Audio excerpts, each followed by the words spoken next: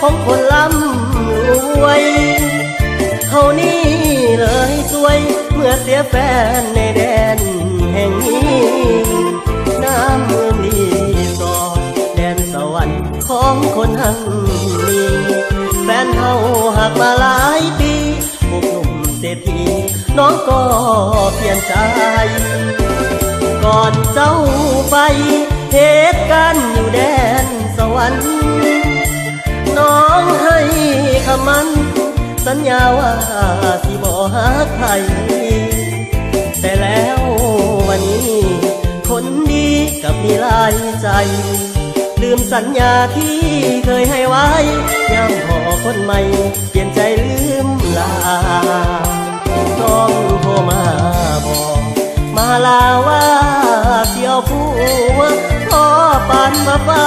พาหัวหูตามืดมัวเมื่อยินคำลาโทรมาบอกอ้ายอยากให้ไปร่วมงานวิวาอ้ายอยากไปอยู่เด้อน้องลาแต่ย่านน้ำตาไหลผ่างานน้องแดนสวรรค์เจ้าเอ๋ยจงอวยพรใจให้เขากับคนหาใหม่ขออย่าได้พบความเศร้าหมองคนจนบุญน้อยจำต้องคอยทางแม่เนื้อทองศาสตร์นี้อ้ายบ่ได้น้องอ้ายกะสิทองศาสตร์หน้าทามีเฮ้เฮ้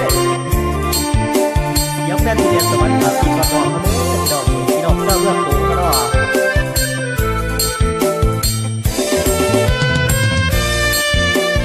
ทีมงานหนุ่มสายของเขายักให้พี่ให้น้องย่างเต็มที่แล้วพี่น้องเนาะเป็นบทเพลงเสียแฟนที่เรียนสวรรค์พี่น้องน้องโทรมาบอกมาลาว่าเสียวผัวพอปานว่าฟ้าพาหัวหูตามืดมัวเมื่อเย็นคำลาโทรมาบอกอ้ายอยากให้ไปร่วมงานวิวาอ้ายอยากไปอยู่เด้อน้องลาแต่ย่านน้ำตาไหลผ่างานดองแดนสวรรค์เจ้าเอ๋ยจงอวยพรใส่ให้เขากับคนหาใหม่ขออย่าได้พบความเศร้าหมองคนจนมุนน้อย